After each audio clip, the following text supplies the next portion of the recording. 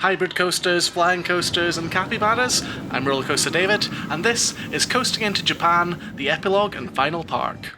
This trip to Japan had definitely been one of my all-time favourite rollercoaster trips, and I'd had an absolutely amazing time. In this video, I just want to go back over some of the highlights before getting to the final park of the trip, Tokyo Joypolis. Over the course of the trip, I'd managed to visit a dozen parks, half of which were entirely new to me, and I'd ridden loads of new coasters and some old favourites as well. I'd even found a new #1 coaster in Hakugei, which impressed me so much it overtook Intimidator 305 as my favourite coaster in the world, and for a long time, I didn't think anything could have beaten Intimidator.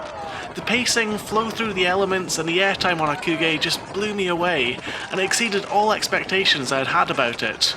I can't wait until the next time I visit Japan so I can re-ride it.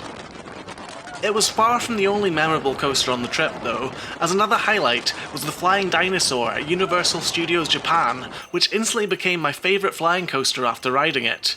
The sequence of elements after the first drop is just insane, and was unlike any other flying coaster I'd ridden. The way you twist through a zero-G roll before diving to the ground on your back and pulling up into a Raven turn is an amazing feeling, and it's intense in all the right ways.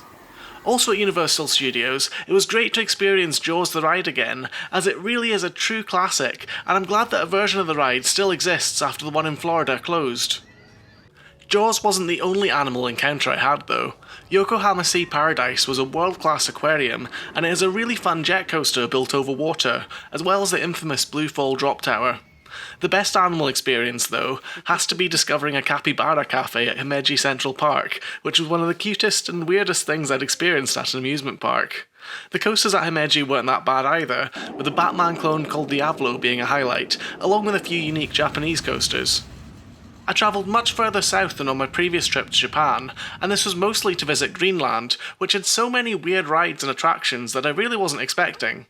It was a bit of a shame the biggest roller coaster, Gao, wasn't open, but it was a fun day nonetheless, and I still had a great time. It was great to return to DisneySea, which was just as good as I remembered it being, and I was so glad to finally ride Journey to the Centre of the Earth and the Japanese version of the Tower of Terror, which had both spited me on my first visit to Japan. On the trip, I'd also ridden some record-breaking coasters, including Takabisha, the steepest roller coaster in the world at the time, and the longest roller coaster on the planet, Steel Dragon 2000. The craziest ride of the trip, though, had to be Arashi, as I've never ridden a coaster that spun you so much in rapid succession like that. It really was insane. I'd certainly packed a lot into this trip, but sadly, like all trips, this one had to come to an end, but not before visiting one final park, Tokyo Joypolis. Unfortunately, they were a bit weird about filming inside the park, so I was only able to record outside it. So for my last evening in Tokyo, I decided to visit Sega Joypolis, which is quite a fun place. It's got one roller coaster, which changes its name every now and again. When I did it last, it was called Veil of Dark, and I think it was zombie themed. Now it's called Genki Go something or other. It's weird. I think when I did it the first time, it was like had a shooting dark ride section, but now it's got a weird sort of rhythm dance, sort of Guitar Hero almost game. It's a bit odd. The most unusual thing about the roller coaster here, though, is for a long time it was the only spinning coaster in the world which had an inversion. The coaster itself is a bit, like I say, it's a bit strange. It's got this dark ride section, which is fun, and then it's got really quite a short coaster section after it. It's got kind of a bit of a tyre launch, so you get a bit of speed. The rest of Joypolis has got lots of sort of motion simulator rides. It's got a few more weird things as well, like there's some horror things where you wear headphones with really good sort of locational sound. It's quite freaky. But probably one of the best things about Joypolis is the absolutely stunning view you get over the harbour at night. So if you ever come here, then make sure to check it out. They have another quite weird ride, which is called Half Pipe, or something similar or to that effect, where you swing from side to side, and at some point you push a pedal board, and that makes you spin, and out of that it gives you points, and I'm not entirely sure how it scores you. It seemed to be, I was told, that you sort of time it so when you hit the bottom you push the pedal board, but that didn't really seem to change anything. But yeah, sadly it's coming to the end of my Tokyo trip.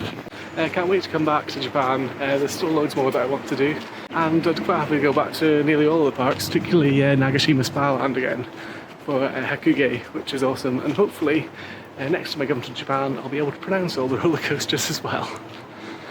But I hope you enjoyed following me, and I'll see you on the next trip. It really had been an amazing trip, and I can't wait to go back as there's still so many other parks and places in Japan I'd like to visit.